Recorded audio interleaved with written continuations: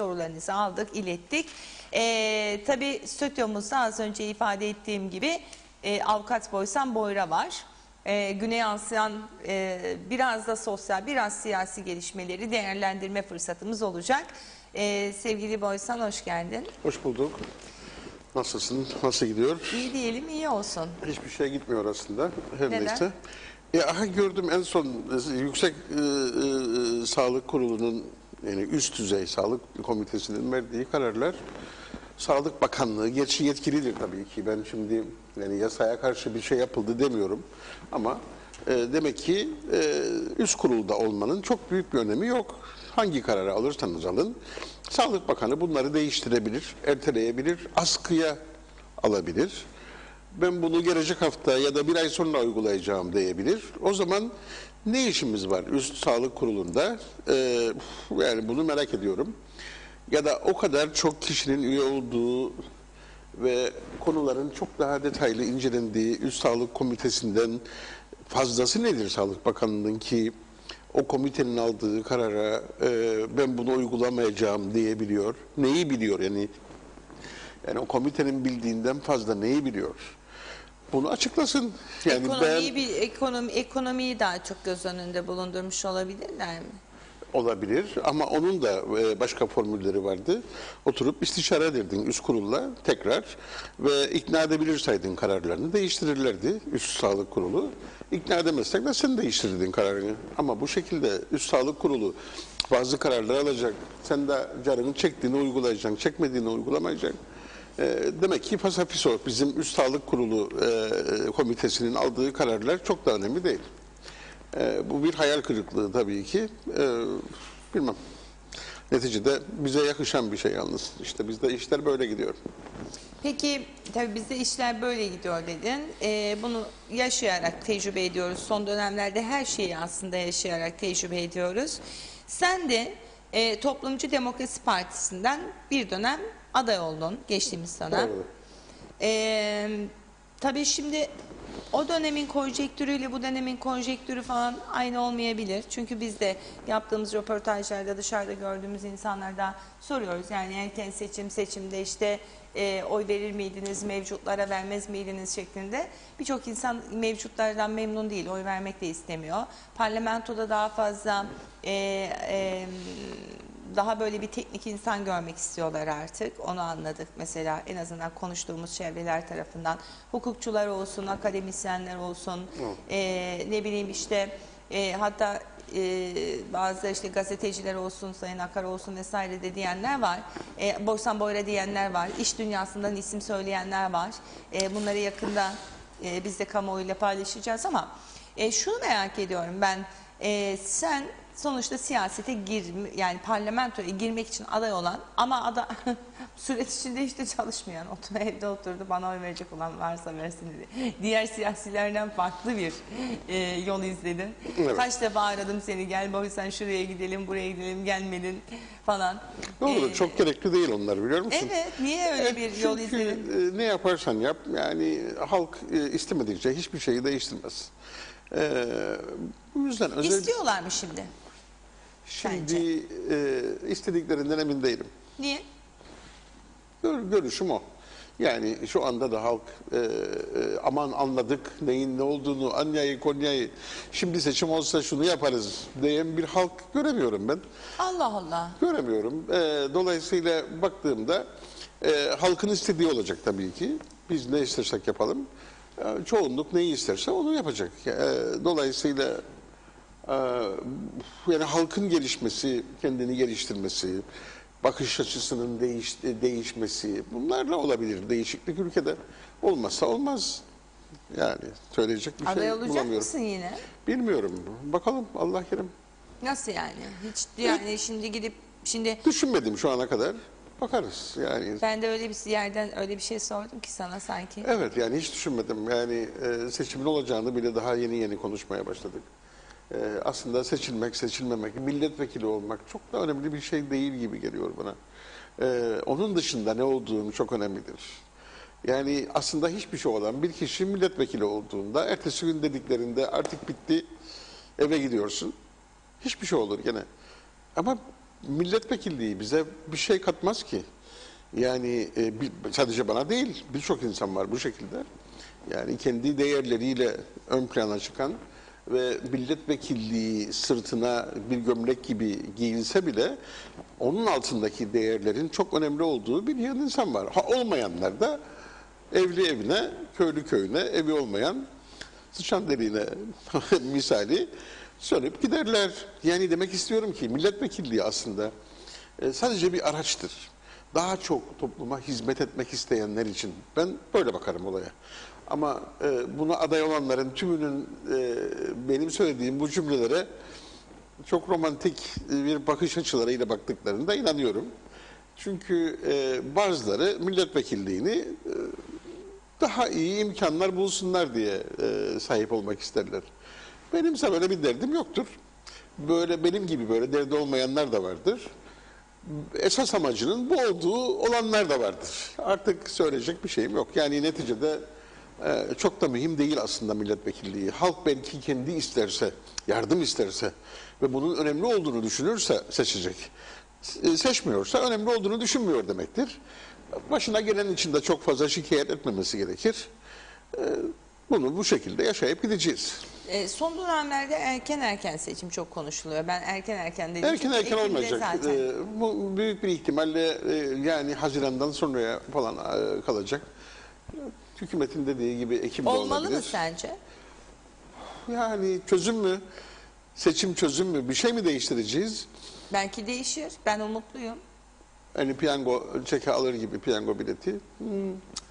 Yani olmasında sakınca yok ama büyük umutlar da yok. Çünkü dediğim gibi halkın bir şeyleri değiştirme konusunda ciddi kararlar alması gerekir. Siz ne yaparsanız yapın, halk bu değişime onay vermediği sürece ve yakıcı bir şekilde bir ihtiyaç hissetmezse başarılı olma ihtimalimiz çok az. Sen yani sana göre bir erken seçim olursa hiçbir şey değişmeyecek mi yine? Mevcut siyasi partilerde mi sorun? Nedir sorun? Mevcut tabii ki yani hepsini bir arada almalısın. Uzmanlar der ki bir şeyin daima tek bir sebebi olmayabilir. Ki doğru bir bakış açısıdır. Birden çok sebep vardır. Bir tanesi bazı kişilerin belli bir amaçla bir araya gelmesi. Partileri kastediyorum tabii ki. O amaca sahip olmak isteyenler de onların arkasından gider. Bunun dışında bazıları idealleri, düşünceleri için harekete geçer. Halk baktığında neyi tercih edeceğini, yani açık konuşalım ya, boş ver, dolaylı konuşuyoruz aslında. Yani menfaat icabı oy verenlerin sayısı çok fazla. Ve buna baktığımda bu beni korkutuyor. Yani herkes kendi menfaati için oy kullanıyor. Toplumsal bir menfaat için oy kullanan çok fazla kişi yok. Bu açıdan baktığımda olaya yeni bir seçim olsa bile çok büyük bir değişiklik olacağını sanmıyorum. Bu seçim ve halk oylaması yasası da gündeme geliyor son Onun günlerde. tabii ki gündeme gelmesi lazım. O bir hilkat garibesi bir yasa. Yapılış amacı fena değildi aslında. Kıbrıs dediğinde ki tek seçim bölgesi yapılabilir. Da oy verme konusundaki o usullerdeki yaptıkları hata sebebiyle çok sıkıntılı bir noktaya soktular işi. Bana göre düşünce değişmemeli. Aynı şekilde kalmalı yasa o açıdan, yani tek seçim bölgesi felsefesi aynen muhafaza edilmeli. Ama oylamalarla ilgili usul değişikliklerini düzeltip daha iyi bir hale getirilmeli ki daha kolay oylama yapılabilsin ve Yüksek Seçim Kurulu da daha kolay karar verebilsin. En çok şikayet edilen şey karma oy oldu mevcut siyasiler tarafından. Karma oy gene mümkündür, yapılabilir ama şu andaki düzenlemede olduğu gibi değil. En absürt, en anlaşılmayacak şekilde yorumladılar onu. Yani en zor şekilde yorumladılar karma oyu. Halbuki çok daha farklı yorumlanabilirdi. Çok basit olabilirdi. Ne olabilir mesela? Şimdi Önerin onu nedir ayrı bir hukukçu program olarak? yapmamız lazım. Hatırlamam lazım şeyi. Kabataslak yani nasıl olabilir? Çok Bölgelerde mi olabilir? gerçekten şu anda hatırlamak o kadar kolay değil. Bir gün gelirim, yaparız bunu. Yani istersen hatta bana görev verirsin. Ben bir tadilat hazırlarım da Verdim. buradan. Gerçi kim bakacak bize? Kim dinleyecek bizi? Halk. Halk dinlesen olacak. Talep edecek. Etmiyor. Halk talep etmiyor. Halk talep etmiyor. Dolayısıyla bak mesela daha en son konuştuğumuz konu Sağlık Üst Kurulu'nun aldığı kararlarla ilgili Sağlık Bakanı'nın hayır böyle değil böyle yapacağım dediği şey. Peki ne oldu? Bir şey oldu mu? Çok fazla konuşuldu mu? Bir tepki var mı? Bir şey duydun mu? Yani olağanüstü bir tepki yok. Ülke böyle işte, tamamdır. Halbuki en önemli konu sağlığımız olduğuna göre Sağlık Üst Kurulu'nun böyle bir karar almasının bir sebebi var. En azından git otur Sağlık Bakanı olarak ve istişare et. Ve de ki ben böyle düşünüyorum, ne dersiniz de. Ya onlar seni ikna etsin ya sen onları ikna et. Ama hiç olmadan siz aldığınız bu kararı, üstelik de resmi gazetede de yayınlanmış olabilir. Ben bunu askıya alıyorum.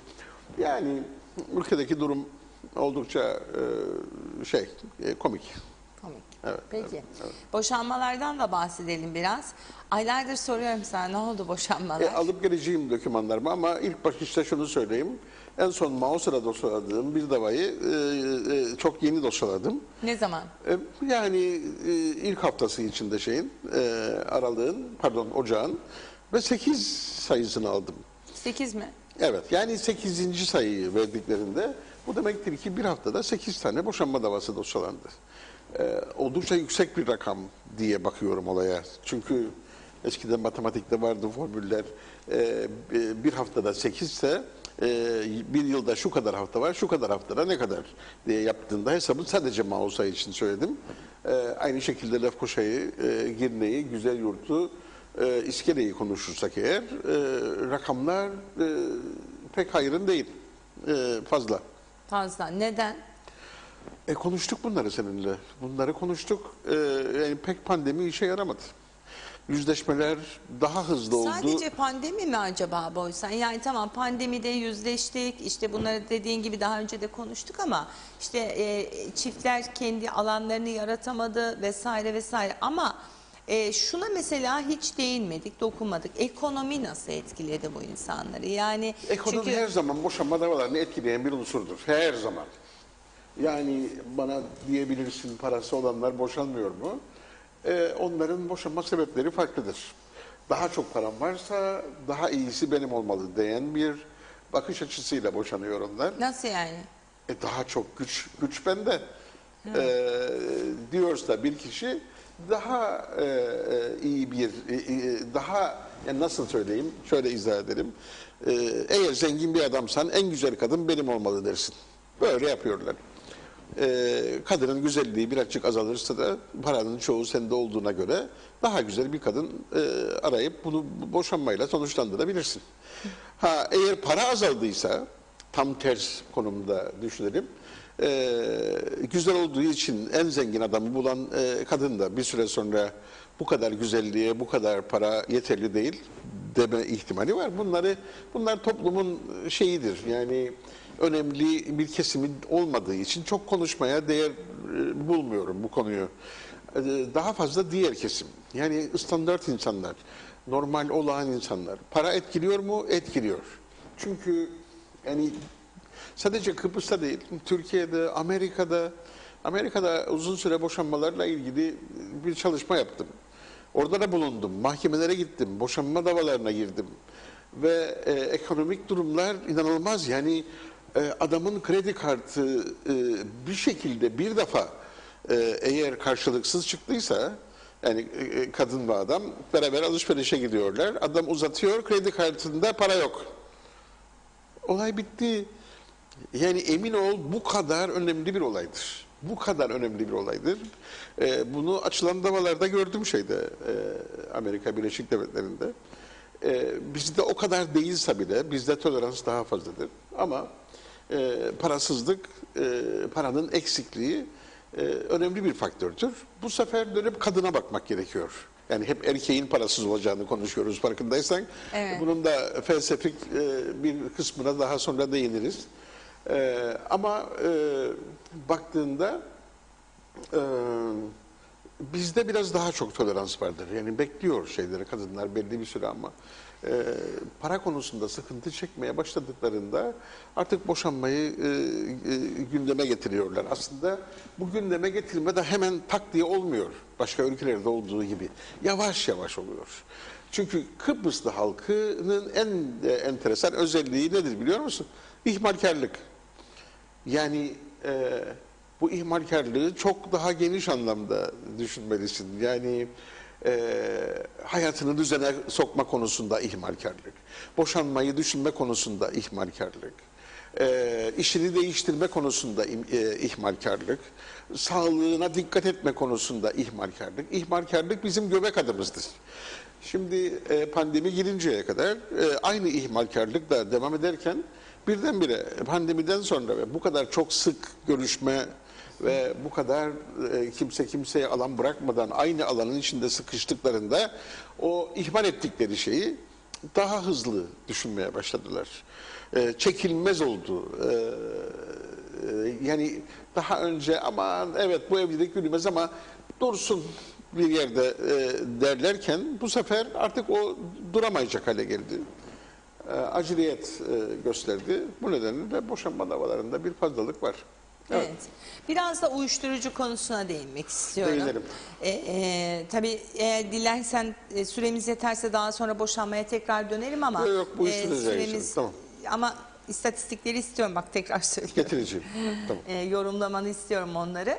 Şimdi uyuşturucu suçlarına verilen cezalar daha önce çok konuştuğumuz konular içerisindeydi ama bu ara özellikle bu işte ekonomiydi, siyasetin gündemiydi vesaireydi deyince böyle arada kaynadı gibi duruyor.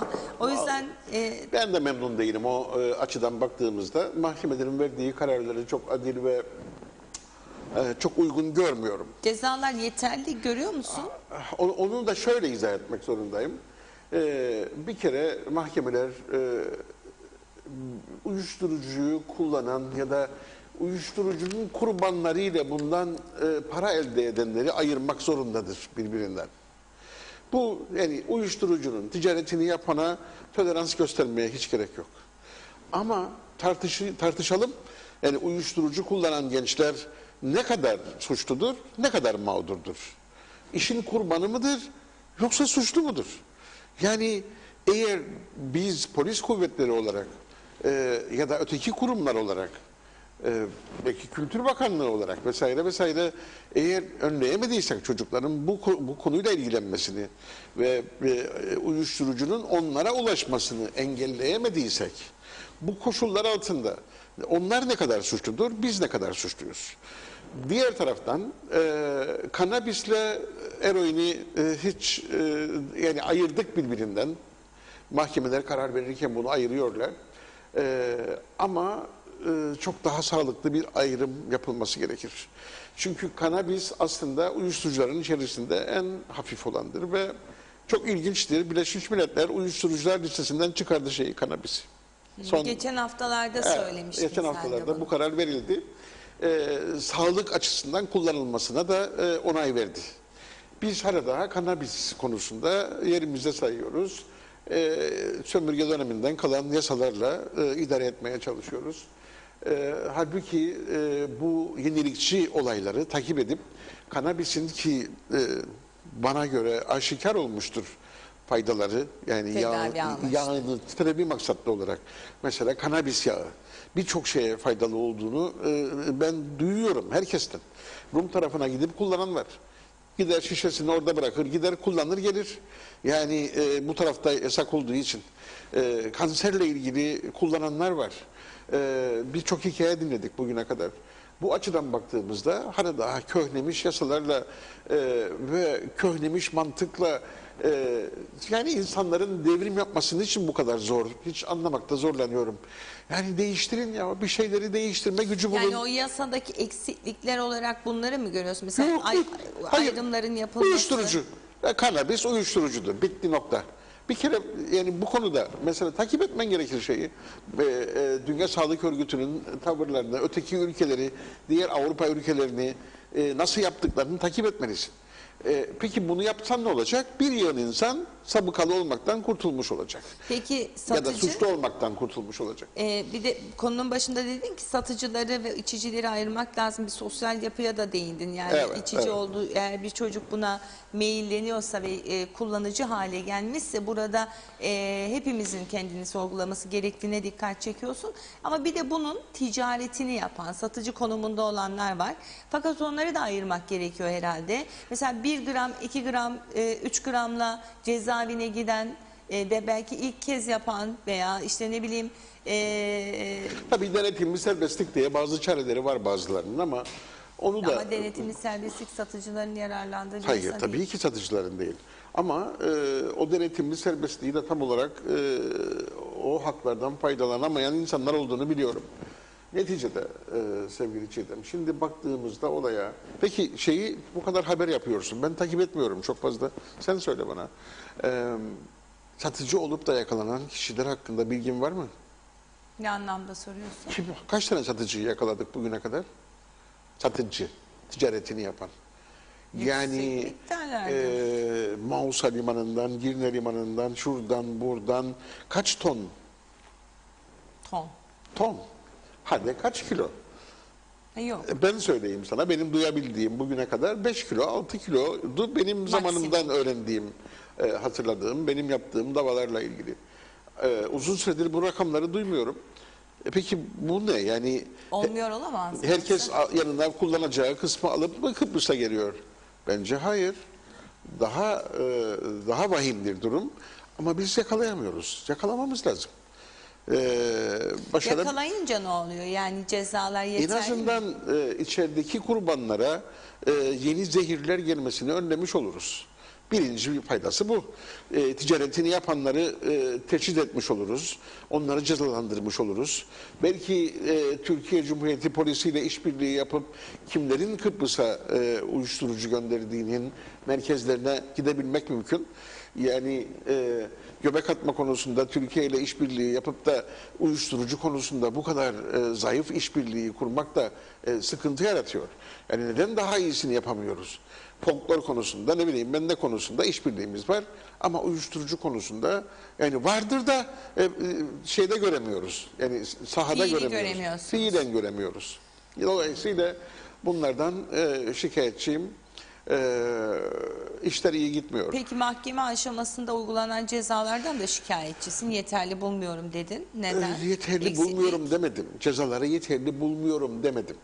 Bir kere kanabisle ilgili cezaları uygun bulmuyorum. Zaten uygun bulmuyorum. Az önce anlattığım hikayeden dolayı. Bir diğer yandan diğer Eroin çok tehlikeli bir madde. Öyle bir şey ki bir denesem deseniz bir daha kurtulamayabilirsiniz. O kadar tehlikeli. Yani vücutta ne gibi etkileri yaptığını da okudum ve biliyorum. Bu yüzden belki daha uzakta olsa kokain bir miktar. Bonzai, aman Allah'ım. Bonzai, sentetik bir malzeme. Öyle bir şey ki bir formülü yok. Her isteyen istediği gibi yapıyor bonzaiyi. İçinde ne var biliyor musun? Sıçan zehiri, ne bileyim ben ne, ne bileyim ben ne. Ama ne kadar katılır, bunun ölçüsü var mı? Hani kanabis bir yapraktır. Yaprağı ufalarsın ve onu kullanırsın. Bonzai sentetiktir. Yani laboratuvarda yapılır ya da bir odada yapılır. Ve en az eroin kadar çok tehlikelidir. Daha da tehlikelidir çünkü bonzai yapan kendi kafasına göre karışım yapar şeyde, bonzai'de. Ve ölenler vardır şeyden, bonzai kullananlarda. Ekstasi, sentetiktir ve çok tehlikelidir. onu da çok fazla okuyoruz haberlerde. Söyleyeyim sana, bir Operasyonlarda müvekkilim yapılıyor yakalandı. Yanında 80 tane hapla birlikte. Ve polis şüphelendi uyuşturucu ticareti yapar diye. Sordum müvekkilime, dedim bu kadar hapına yani ne yapacaktın bu kadar hapı? Abi dedi, bunlar benim bir haftalık içeceğim haplardır. Başlangıçta dedi bir tane alıyordum. Bir süre sonra bir tane yetmedi. Bir sabah bir akşam almaya başladım. Bir süre sonra yetmedi, bir de öğlen almaya başladım. Bir süre sonra yetmedi, dördüncüyü de aldım. Şu anda 4 tane hap alıyorum günde. Şimdi 10 tane 4, 40, 20 tane 80. Demek ki 20 günlük tayiniymiş adamın. O delikanlının, üniversite öğrencisiydi yani. Her neyse, kısaca ekstasi de çok tehlikeli, sentetik bir uyuşturucudur. Bunlar çok önemlidir ama hassasiyetle söylüyorum. Kullananları değil, daha çok bunu piyasaya sürenleri yakalamak lazım. Piyasaya sürenleri yakalayamayanlar da bir anlamda bana göre suçludur. İşini yapmıyor demektir. Bir şekilde bunlar kullanılıyorsa, polis de kullananları yakalıyorsa ama o kullananın eline nasıl geçtiğini yakalayamıyorsa bir problem var demektir. Bir izleyicimizin sorusu var, onu aktarayım. Çiğdem Hanım, sorar mısınız? Çevre kirliliğinden şikayet ediyoruz. İnsanlar çöplerini gelişigüzel atıyor. Bu konuda caydırıcı cezalar yok mu? Tabii tebessüm ederek dinliyorum bunu. Kimdi izleyicimizin ismi? Hatice Hanım. Hatice Hanım, evet haklısınız da o kadar enteresan sorunlar var ki işte az önce bahsettiğimiz uyuşturucu, bir ailenin yıkımı, bunun gibi şeyler. Emin olun ya da pandemi, bulaşıcılık vesaire vesaire. Artık çöpler son ilgi alanımız oldu. Böyle mi olmalı? Hayır, ben size katılıyorum. Bu da çok önemli bir konudur. Ama yani insanlar sağlık konusunda bile titizlik göstermiyorlar. Çöpler konusunda da neden titizlik göstermediklerini anlayabilirim. Var mı peki yani bununla ilgili mesela Var çevre tabii, yasası var var tabii, ama yani var tabii. yeterli mi, caydırıcı mı? Caydırıcıları da kim yakalıyor? Hiç duydun mu sen Denetim yok. yere çöp atan birinin yakalandığını ve para cezasına uğradığını hiç duydun mu? Ya da mahkemeye çıkarıldığını ve mahkum olduğunu hiç duydun mu? Mahkumiyet Hiçbir var. haber var mı? Hiç herhangi bir gazete haberi duydun mu? Yok ama mahkumiyet verebiliyor mu? Tabii ki cezası? yasa, yani alıp getirmem lazım. Yasayı okumadan boşuna konuşurum burada. Bir kontrol etmem lazım bu gibi sorulara vereceğim cevaplarla ilgili yasaları. Ama biliyorum, geçmişte okudum. Evet, yere çöp atmak suçtur ve yaptırımları vardır. Evet. Aydın Hanım bir soru sormuş. Boysan Bey'e sorar mısınız? Cinsel suçlarla ilgili verilen cezalar yeterli mi? Bir insanın tecavüze uğrayan bir kişinin hayatı kararıyor, ömür boyu bunun izlerini atamıyor. Evet. Ama yargımız tecavüz eden kişi veya kişilere çok az ceza veriyor. Elinde sonunda ceza dedikleri şeyi çekip çıkıyorlar ama yine devam ediyor. Bir de pedofili konusuna değinmek istiyorum. Hep çocukların hayatını mahvediyorlar. Pedofilidir deyip geçiyorlar. O zaman bunun bir tedavisi olmalı. Kıbrıs'ta diyor bana. Pedofiliyle ilgili herhangi bir tedavi uygulanıyor mu yoksa hapse atıp sonra tekrar mı çıkarıyoruz? Yani Kıbrıs'ta aslında ister adı pedofili olsun ister başka bir şey tedavi etmek isterseniz kişiyi mutlaka yolları vardır. Yeterince uzman doktorlarımız vardır, kliniklerimiz vardır ama bunu istemek lazım. Akıl hastanesine atabilir miyiz böyle bir kişiyi? Atarız. Akıl hastanesinde tedavi mi olur? Ondan emin değilim. Ondan emin değilim. Yani akıl hastanesinde tüm akıl sağlığı konusunda problem yaşayanlarla birlikte bunu tedavi etmeye kalktığınız zaman ki uyuşturucuyu bile o tarafa gönderiyorlar. Yani çok ilginçtir. Yani bunda başarılı olma şansınız yoktur. Artık ülkelerde branşlaşma yaşandı ve bu branşlaşmanın da zirvesindeyiz.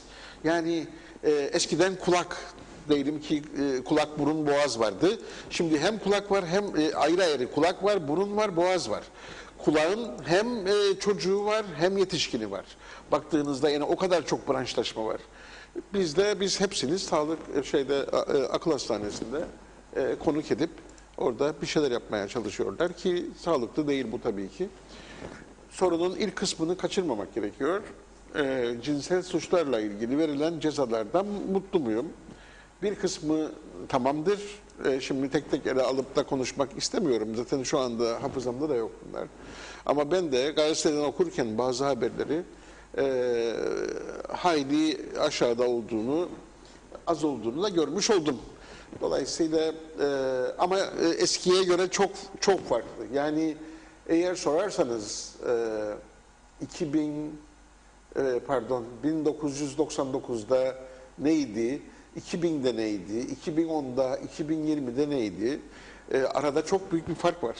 Yani şu anda bu tip suçlara verilen cezalar 10 yıl önce verilen cezaların neredeyse 10 katıdır. Ya da 5 katıdır, 6 katıdır. Yani dolayısıyla giderek ama tecavüze uğramış bir kadının ya da bir erkeğin, erkek de Tabii. mümkündür, yaşayacağı travmayı az çok anlayabilirim. Yani birkaç defa tanık oldum ve inanılmaz bir şey. Yani tekrar hayatlarını, ayaklarını bulmak, tekrar insanlara güvenmek, rutin ve normal bir hayat yaşamak hiç kolay değil onlar için. Haklısınız, çok ağır bir fiil. Ama dediğim gibi toplumlarda bu çoğaldık sonra cezaların da artması bekleniyor. Ama şimdi cezalar tamam mıydı diye sorarsanız ki sordunuz, bilmiyorum. Bakmam lazım. Yani son verilen kararlar kaçtır? Neye kaç sene vermişler? Bir onu kontrol etmem lazım. Sanırım 30 diye kaldı benim aklımda. 30 oldukça 30 iyidir o yıl. zaman. İyi. 30 yıl.